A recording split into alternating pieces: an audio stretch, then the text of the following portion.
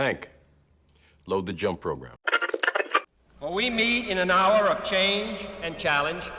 Surely the opening vistas of space promise high costs and hardships. The exploration of space will go ahead. We choose to go to the moon.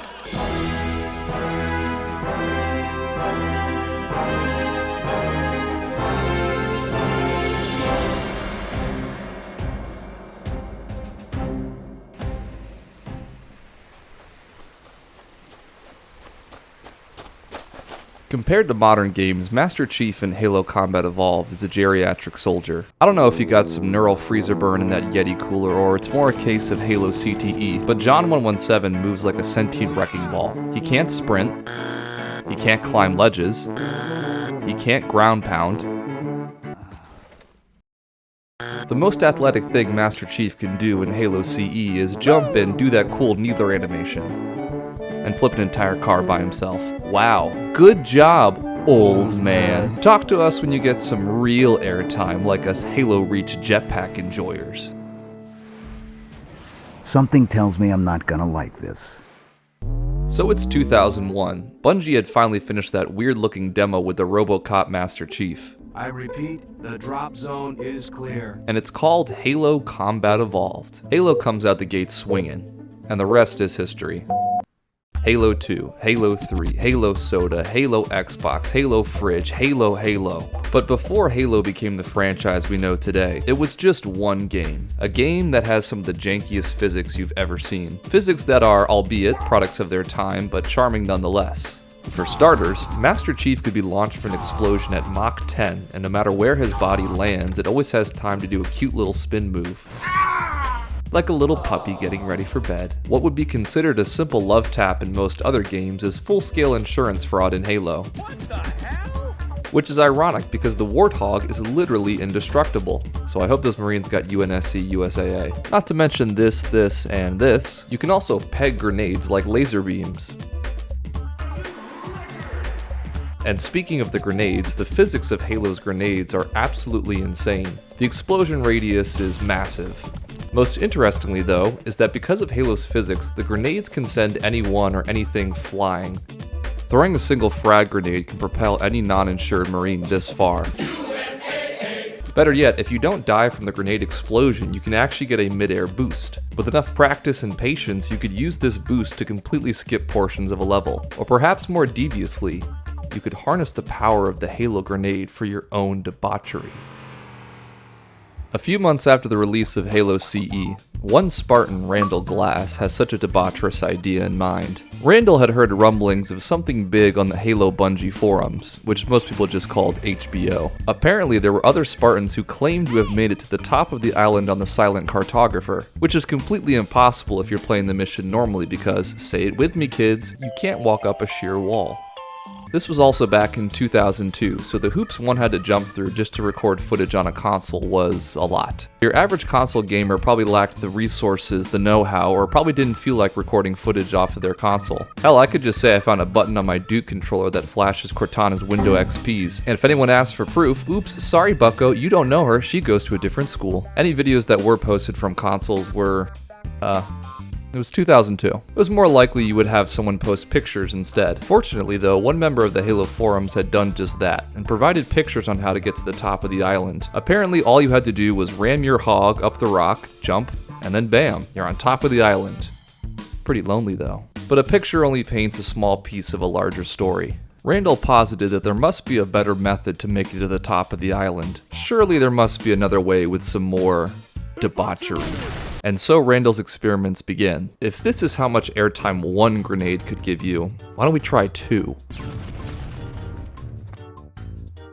Very nice. What about 3? How about a little more? 4 grenades.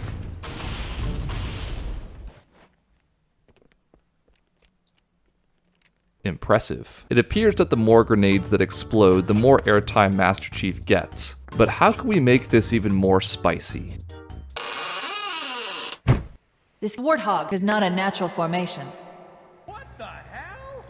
Lucky me. The Warthog was the final piece of the puzzle, an invincible machine of mechanical perfection. After a couple hours of experimentation, Randall had perfected a step-by-step process to create an explosion so powerful it would make our geriatric GI into a modern-day Icarus. First step Randall figured out was to set your game to normal or lower. This step is not technically necessary, but it does make things easier. And you're welcome to comment how you only play on Legendary because you're a real Spartan, but she's still not going to text you back. Step 2 was to recruit some Marines. Whether you had to sell them some insurance or aggressively honk as God intended, it didn't really matter as long as they got in the car. Step 3 is you're going to drive to a relatively open spot on the map, like this beach here. Step 4 is to Redacted.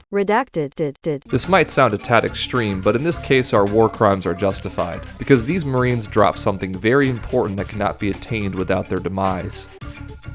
Grenades. Rinse and repeat steps 2 through 4, and eventually you have a Warthog that looks like Arlington National Cemetery. Or alternatively, you could just play on co-op and hit your friend with the I like you cut, G. The last thing Randall had to do was simply throw one grenade, and this singular grenade would trigger a chain reaction that would forever change the Halo community.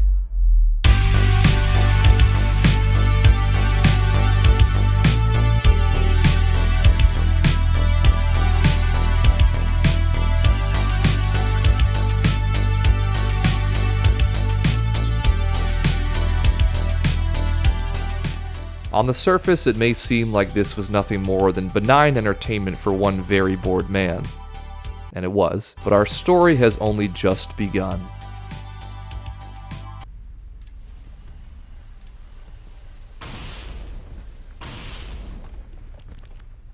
Satisfied with his explosive results, Randall decides to share his findings with the Halo community. A new video is posted to the Halo forums. Its file name is Halo Warthog Jump High.mov, but most would refer to it by its middle two words, Warthog Jump. Randall posts the Warthog video early in the morning and goes to bed, likely thinking that it would just be a quick laugh for a niche community of Halo fans. When Randall awoke the next morning, something strange had happened. His little Warthog video had skyrocketed. The other forum users loved it and began spreading it around their small community. It's commented on, shared, and then downloaded en masse. And for good reason. It was certainly a quality video for the time, but this was a pretty specific audience it appealed to. The only people that would find this interesting would be other Halo fans. Right? Well, Randall's video felt different than most of the viral videos of the time. The viral videos of the late 90s and 2000s were scattershot in quality. You could have a Big Crush sounding clip of a 144p baby hitting the gritty or something with actual effort and creativity. For gaming videos especially, entertaining video content was harder to find for the average internet user. Usually most gaming videos of the time would be circulated within the community that created it, and it rarely progressed beyond that, barring a few exceptions. Your base are belong to us. Early gaming content like machinimas, or machine cinema for the grass touchers watching, was a lot harder for the average person to get into. Credit where credit is due, there were some really well-made machinimas years before Randall's video, but I'm sorry, if I show this to my coworker, he's filing an HR complaint. Then along comes Randall's video. It has genuinely funny editing, great music selection, visual gags, and gameplay that no one had ever seen before. And best of all, you didn't have to be a Halo fan to understand that Green Man Go Boom is funny. But to a modern brain-rotted man, like me, competent editing is taken for granted. If you've never seen this video, your first impression of it now is probably underwhelming. I've seen a Gen Alpha toddler do a Cocomelon tier list over some Fortnite gameplay that looks better than this. I mean, where's the Vine Boom? However, we need to consider what resources Randall had available in 2002. In order to capture the footage, he hooked up his Xbox to a VCR using multiple cables. He then had to piece all of this footage together on his blue and white Mac running iMovie. And iMovie is certainly one of the editing softwares made. Oh, and Halo had only been out for 2 months, by the way. So you now have a video that's edited in a way that the average viewer can digest, while utilizing brand new gameplay techniques, while existing in an era where knowledge of reliable editing software was more decentralized than today. To say that Randall was a bit of a trailblazer would be an understatement. And to say that this video blew up would be an even bigger one. Days after the video was originally published on the Halo Bungie forum, it began to infect the rest of the internet. It started with other Halo sites like rampancy.net, and further down the line would become cornerstones of sites like High Impact Halo, but it soon breached the Halo bubble. E-Bombs World, unknown player. What's this new video on Kazaa? Guess I'll give it a watch. Kids would go to school and ask their friends if they'd seen the Warthog video. Oh, you haven't? Well, let me just jailbreak our computer lab real quick to download it. Email chain shared it. IM chat rooms. It's penetrating the internet! It was spreading like 56K modem wildfire, which takes a long time to burn, but trust me, it's still just as hot. It even spreads to corners no gamer had ever heard of. Outside. Video game magazines email Randall asking if they can get an interview with him. Game developers ask Randall if he wants to come work at their studios. You've got mail. You've got mail. Word of the Warthog Jump had spread so far that it piqued the interest of someone who was closely connected to the franchise. Marty O'Donnell. Marty had heard of the Warthog Jump and gave it a watch. He was beyond impressed. He then shows the video to his co-workers at Bungie, and they love it so much that Randall is invited to Bungie's studios for a tour and meet and greet. We thought it was great. I think we even found him and brought him into the studio and gave him a tour because we thought it was so much fun. The Warthog Jump had now reached both literal and metaphorical heights that no one had ever seen before, and it just kept climbing. A few months later, Randall decides to make a sequel, Warthog Revisited. The sequel was bigger and better, snazzier editing, new effects, bigger jumps. He even has a bit where he makes fun of the hate comments from the original Warthog Jump, which is honestly still accurate to modern YouTube comments. Me and my buddy had like 14.85 seconds using like 11 frag grenades and like 16 or 17 plasma grenades using the rocket launcher in co-op mode. He addresses the critics by blowing them up. I feel that, man. The sequel does well, but even after the credits roll, it was still far from the heights of the original. Told you Marty invited him. In the following months and eventually years after the Warthog Jump, it essentially became its own brand. Randall creates an entire website solely dedicated to watching the video and recreating it on your own. It's had some makeovers, but it still exists on the Wayback Machine if you want to see it in all its early 2000s glory. Beautiful. Using the recommendations from his site, other Spartans make their own tributes to the original jump. The term Warthog Jump becomes common vernacular amongst the Halo community. One of Halo's hardest tricks was to launch yourself from this tower to this tower. And how do you do that? Warthog Jump. Bored of blasting Covenant? Try Warthog jumping, bro. Warthog Jump, Hogwarts Jump. You could tell a Halo fan that you just got Warthog jumped in the back alley and they'd be like, yo, just like the video. Yeah, that's great, Tim, but I just got assaulted. They even made a Warthog Jump flash game. And goddamn, it's fun. But most importantly of all, Randall's video inspires a small team of Halo fans to create something very niche and underground that you've never heard of.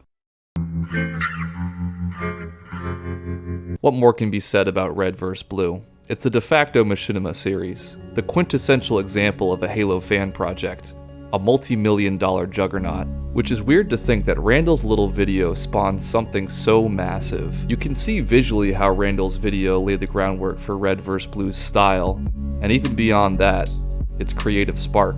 Watching the old Randall Glass Warthog Jump videos back in the day, because it really helped open my mind about the possibilities of things you could do in the Halo universe. You know, really was an inspiration to help start Rooster Teeth, which I've been working on for a few years. And Red vs. Blue would go on to inspire countless others. Fireteam Charlie, This Spartan Life, the Halo 3 rap. Halo Machinima still endures to this day. It's almost breathtaking to see that a brand as explosive in popularity as Red vs. Blue can trace its roots back to one grenade. The Warthog Jump was certainly not the first of its genre, but it felt like the Halo community's first step into a wider world. Years would pass, and the only question Randall had left to ask was, what's next?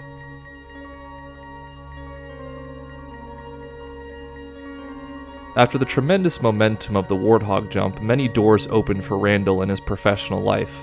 These doors would lead him down a long career as an animator with some pretty high-profile games under his belt. His website, nailbiter.net, has his portfolio posted, and it's some impressive work to say the least. You can see just how much talent and passion he's put into his work over the years, and the results speak for themselves. I'll put a link to it in the description, you should definitely check it out. As far as the Warthog Jump video itself, you can still find it floating around numerous video sharing platforms. What's up, Marty? The video has left a lasting impression on Bungie. Not only did it provide a massive boost in popularity for Halo in its early days, the waves it made would ripple into the sequels. In Halo 2, the physics were refined, but they still left the possibility open for some Warthog Jump 2 electric boogaloo. I like to imagine that the Sputnik skull was in some way influenced by Randall's experiment. And if this wasn't enough, in Bungie's final send-off to Halo, they left a secret tribute room honoring the community that had made them the studio they became. And in this room, you can find a datapad giving one last nod to the man himself. Damn, they're gonna make him an ODST? Lucky bet. Beyond its impact on Bungie, the reach of this video is truly legendary. 10 years after it's posted, there's memorials. 20 years later, there's more. Many Halo players still look back to this video with fond memories. Then over here, this one, look at that, the jump video. Oh, wow. Which is, you know, part of the reason we started Red vs. Blue in the first huge place. Inspiration. We loved that video. What is your biggest gaming achievement? Mine is doing the Warthog Jump so well that the Warthog disappears. My favorite was doing the Warthog Jump. The Warthog Jump. With the grenades in Halo 1. Ah, yes. Like bounce off of it like a Warthog Jump. While I referred to Randall earlier as flying like Icarus, a more apt comparison would be Prometheus. Looking past its impact on the Halo community, machinima, and pre-YouTube virality, it showed the world how to play your games outside the box. Showed what could happen if you treat the hard-coded limitations and rules in a game as mere suggestions. And who knows, maybe pushing a game to its limits could be a game in and of itself.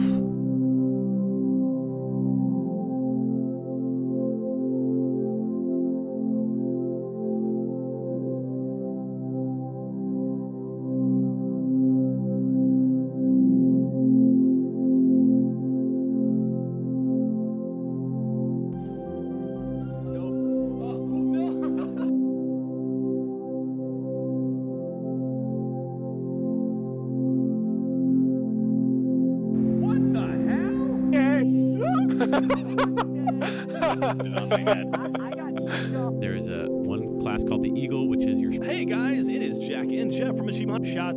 Jump out. Oh, look at that. That was beautiful, dude. That was perfect.